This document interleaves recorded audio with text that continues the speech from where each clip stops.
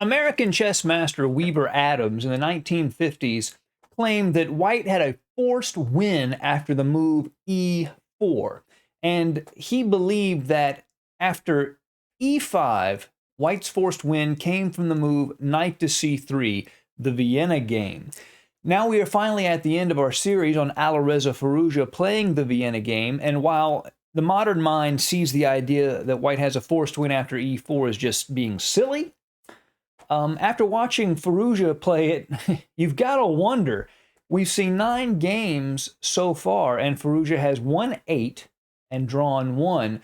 This is the 10th game, and it is against none other than world champion Magnus Carlsen himself. This was the Chess 24 Banter Blitz Cup. Let's jump right in. Of course, this is the beginning of the game, and Carlsen responds with knight f6, bishop c4, knight c6, d3, and Carlsen plays one of the main lines for black, knight to a5.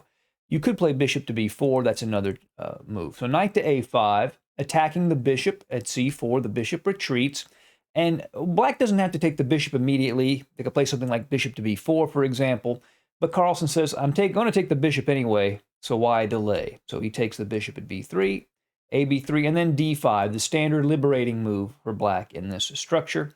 Knight f3, de4. So Firouzja, to keep things complicated, takes on e5. Taking on e4 after queens are exchanged, king d1 is just an equal position.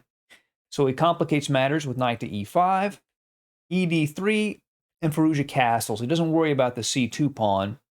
He wants a lead in development. Here, if Carlsen were to take on c2, he would just lose here. Queen takes queen, king takes queen, knight to f7, check, wins the rook. So that would be a mistake. Carlsen instead plays bishop to e7 to get developed, knight takes d3, and castles. Firouzja plays queen to f3. He aims at the b7 pawn. He's playing against this c8 bishop. So the bishop can't move. He'd lose b7 if the bishop moved. So Carlsen plays c6 to allow that bishop to develop.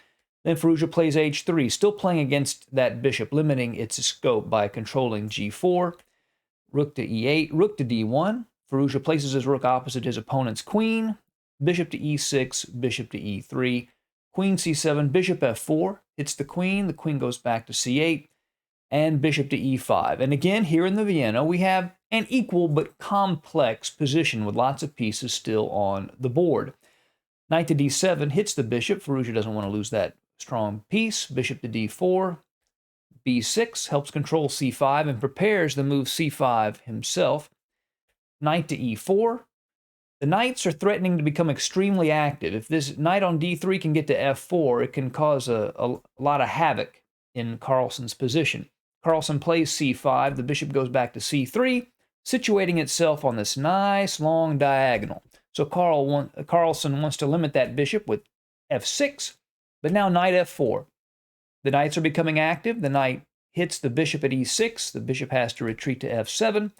And now Firouzja starts to build on the d file. Another option for him was to play knight to d8 to try to get rid of Carlsen's 2-bishop advantage. If the bishop retreats to d8, then Firouzja just forks the rook and the queen. And if the bishop goes to f8, this very nice combination, take on f6 with check, knight takes, pawn takes, queen takes f6, and for a piece, getting 2 pawns for a piece, but the bishop and queen on this diagonal would be decisive. The game would essentially be over here. Firouzja instead plays rook to d2, preparing to double on the d file, knight to f8, rook a to d1, queen to c7, and queen to g3. So Firouzja's threats are really beginning to mount. He's threatening to capture on f6. He has 2 pieces attacking it, and the g7 pawn is pinned by the queen. So the threat is quite significant. And here, Carlsen plays the move queen to c6. The idea is that the queen adds another defender to the f6 pawn. But that doesn't actually work in this position. And Firouzja goes ahead and takes on f6 anyway with knight f6 check, bishop f6, and then here's the star move, rook to d6.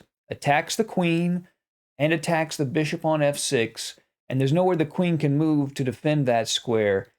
And after queen e4, bishop takes f6, and Firouzja has a clear advantage. In fact, at this moment, he's threatening mate on g7.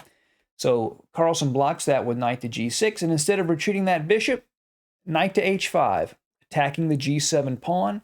If Carlsen were to take the bishop, then knight takes f6 check, forking the king and the queen. Ouch. Carlsen plays queen takes c2, then bishop g7. After bishop b3, bishop to c3. And all of these weak dark squares, look, compare the two kings. Look at white's king on g1, all snug and safe, and Carlsen's king on g8, completely exposed. I mean, this is really, even in a blitz game, to play like this against the sitting world champion is really amazing stuff. Rook to e7, knight to f6 check. He plays king to f7. If you tried to keep the h-pawn defended by playing king to f8, it doesn't work because of this idea. You can go ahead and take it anyway. And after rook to d8 check, rook takes, king to e7, queen to g5 check, king e6, queen to f6 mate is a line that could emerge from there. So Carlsen doesn't play that. He plays king to f7 and knight h7, rook a to e8, knight to g5 check, king to g8, now knight to e4, and the rook and the queen both hit the knight on g6. After queen takes e4, rook takes g6 check, king f8, rook d to d6. So these four pieces are all the way in on the attack.